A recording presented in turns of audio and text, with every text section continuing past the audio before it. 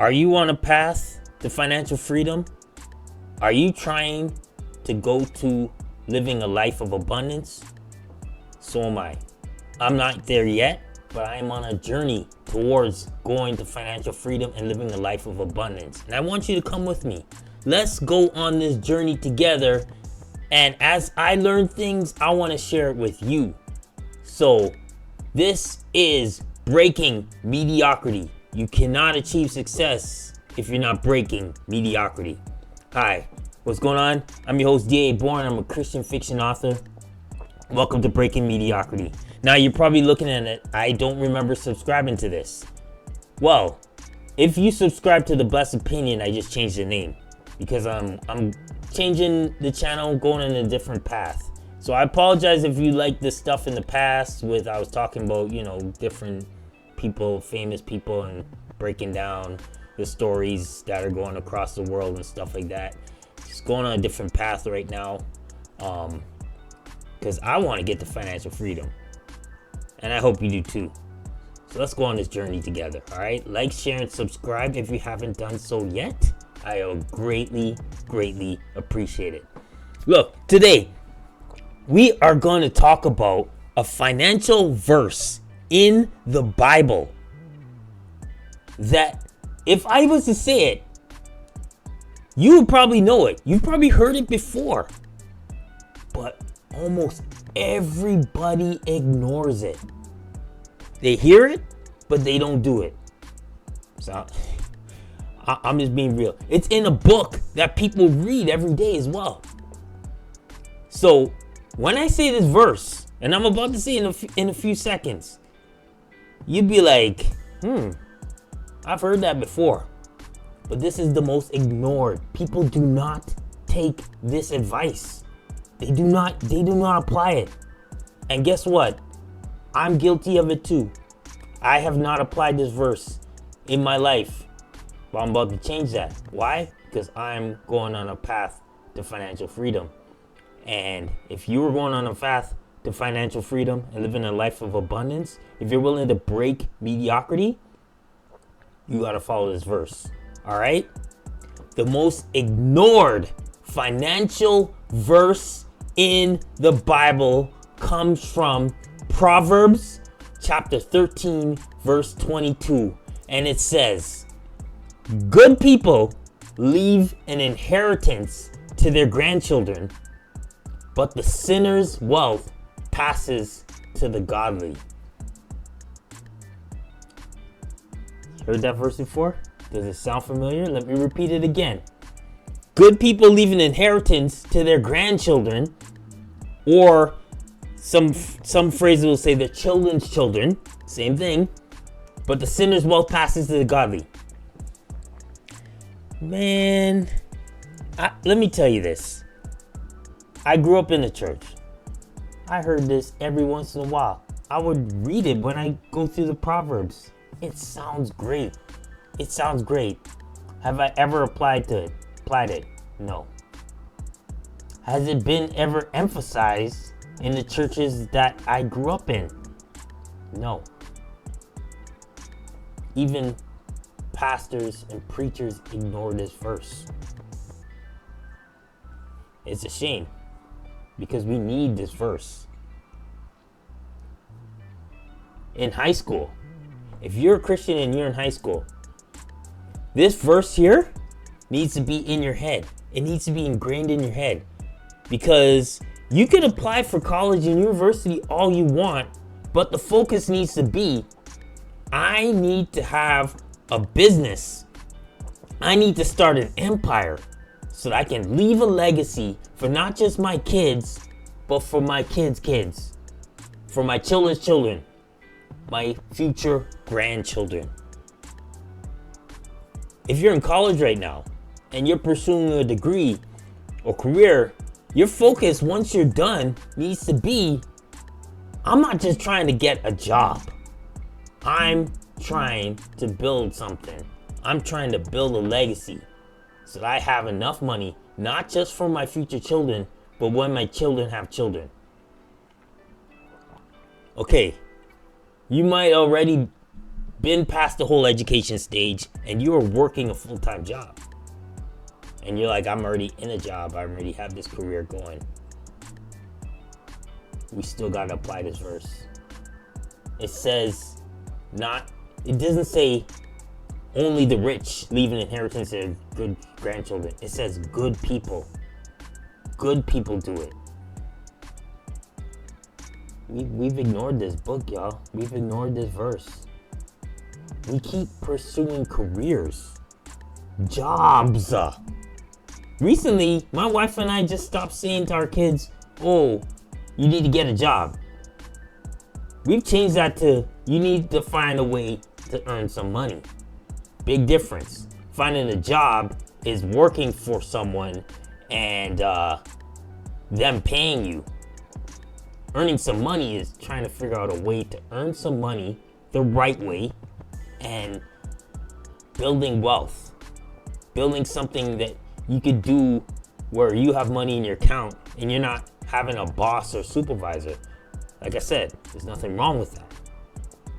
However, if you want to get to where this verse wants us to go, we have to think beyond working for a corporation, working for an employer. Here's the thing though. I'm from a West Indian background, and you might be listening, you maybe came from the same West Indian background or, culture, you might be able to relate to this.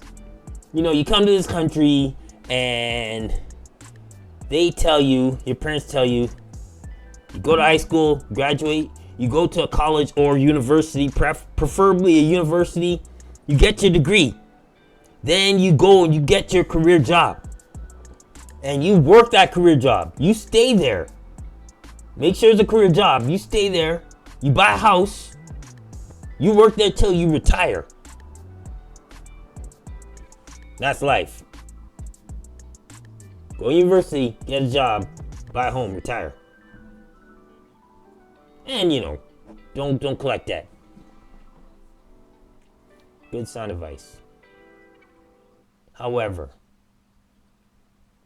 that is not enough to leave an inheritance for your children's children. It might have been 30 years ago. Not anymore. Not anymore. Unless, of course, you're a CEO of a company and sometimes you have to climb some ladders to get there. What does this verse do? This verse tells us we don't just focus on the now, but the future. Because if you have children now, eventually they're going to have grandchildren. And you need to be able to have enough money, not just for your kids, not just to leave an inheritance for your kids, but when your grandchildren come. So that could be 10, that could be 20 years from now. That, for some people, might be around the corner.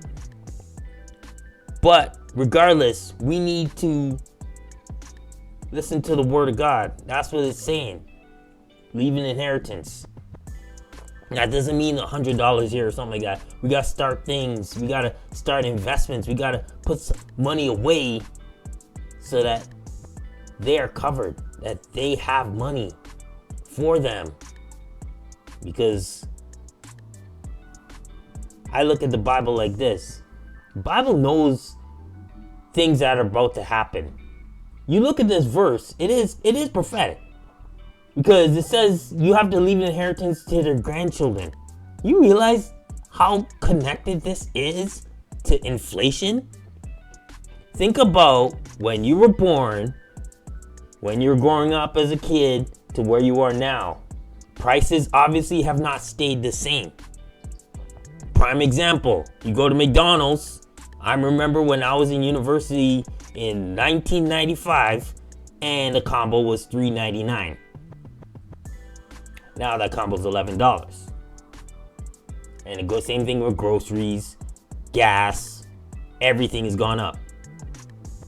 So when you have kids and then when you have grandchildren, how bad do you think the inflation is going to be? It is going to be insane. And that's why we need to have an inheritance for them so they don't have to struggle. This Bible, y'all. This ain't coming from me. This is coming from the Word of God. Okay, so you have a question. Okay. Here's a question for those who say, DA, what if I don't plan on having children? Good question. Let's go to 2 Corinthians 9 verse 8. It says, and God will generously provide all you need. Then you'll have plenty, everything you need, and plenty left over to share with others. So if you're not going to have kids, I mean, that's your choice. It don't matter. You're still not about, it's not about yourself.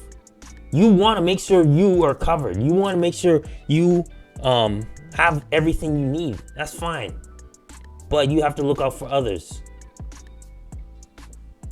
Problem is, our society is always about a me and mine's culture. I gotta look out for me and my family, and that's it. You have to look out for others. How do you do that kind of stuff? Well, I, for one, my wife and I, our family, we pay 10% to the church. It's called a tithe. You may not believe in tithing, whether you're a Christian or not. Either way, we give 10%. That's our standard. That's the minimum amount we want to give. And then, we want to go above that when we can. But our standard is 10%. If you're not a Christian, find a charity. Give 10% to a charity. And look for an organization, whatever. Just give 10%. That builds up that mentality that you got to give to others. And when you do that, God provides for you.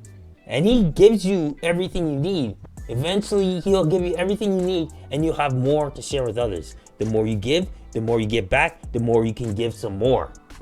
So, kids or not, we still got to be able to provide for others. Give to others. Okay, here's another question. DA, I enjoy my full-time job. I've been there a long time. I don't want to quit my career because I love it. What can I do at this point? It's a good question. Because there are many people out there who enjoy their job. You could be an accountant. You could be a firefighter. You could be a police officer. You could be working in an auto assembly plant. You could enjoy your job. You might have been there for 10, 20 years. All good. Well, I'm not telling you to quit your job. You shouldn't quit your job. Unless, of course, you're being led to do it. But at this point, I'm not recommending you quit your job. What I do recommend, though, is you find some other ways to gain some wealth. So there are ways out there. I know Myron Golden likes to call it automated money machines. You set up the system, and you don't make money right away, but eventually you can make money. So there are other ways of doing this. You can become a self-published author. You can write a book on your thoughts and what you're passionate about it, or whatever your skills are and stuff like that. You can write the book, get it self-published on Amazon, and then promote it, because you obviously got to promote. If you don't promote, you're not going to get any sales. And that could be another source of income you could bring in. There are other things. There's things online you can do. You can sell stuff on eBay. You can sell stuff on Amazon. You can sell stuff on Etsy. I'm not going to go through all that today, but there are some sites out there. I mean, if you search, one that comes to mind is this guy named Joshua Mayo. He's always putting up stuff that there are ways out there that you can make some money. So you can go and get some ideas and set some things up. Like I said, you don't get money right away, but if you set up the system and you do what you need to do, eventually you can bring some other income. Another way, obviously, is YouTube channel. I got this. I have a football channel as well called Under My Pigskin. You could go check that out. But like I said, these things take time. You gotta build subscribers. You gotta do all that, but you gotta put in the time. Eventually, you'll have a system where first you gotta work, and then all of a sudden you get paid. You get paid. You get paid. When you're at a regular job, it's about you work, you get paid. You work, paid. Work, paid. Automated money machines is you work, then you get paid. See where I'm going? Whatever I'm saying is, it's not too late. It's not too late. I'm almost 50 years old. I don't look it, but I'm almost 50 years old. I feel bad that I ignored this verse all my life. I knew it. I never applied to it. I was never held accountable to apply to it. I can't change the past, but I can determine my future. And I know going forward on this path to breaking mediocrity, I am on this path to build an inheritance so that not just my children, and I have 4 of them, but when they have grandchildren, I got some money aside to give to them. Now, before the end of this video, let's just go to the second half of the verse. It says, but the sinner's wealth passes to the godly. Simply put, my emphasis is the first half, but I can't ignore the second half of this verse. Pretty much is this: you do business, whatever you do, live right. Just live right and do your business right. Don't do it unethically. When you're going on this path, don't do stuff that's illegal. It's gonna kick you in the butt later on. See, you got unrighteous people out there that are gaining wealth in all kinds of ways. But according to this verse, eventually they fall. Eventually they get exposed.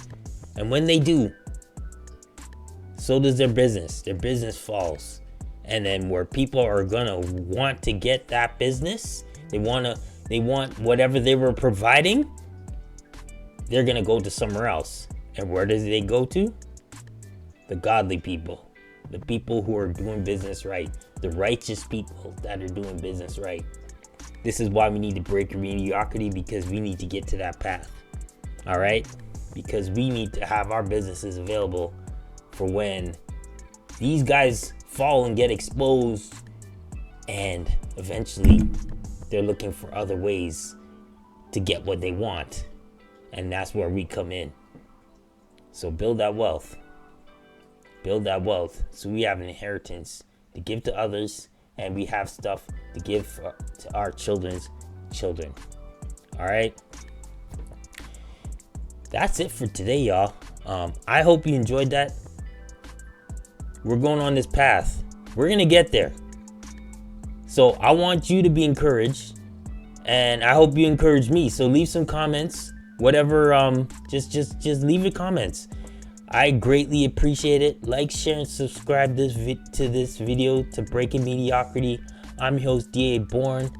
Check out my links for my books that are on Amazon. God bless. I'm out. Peace.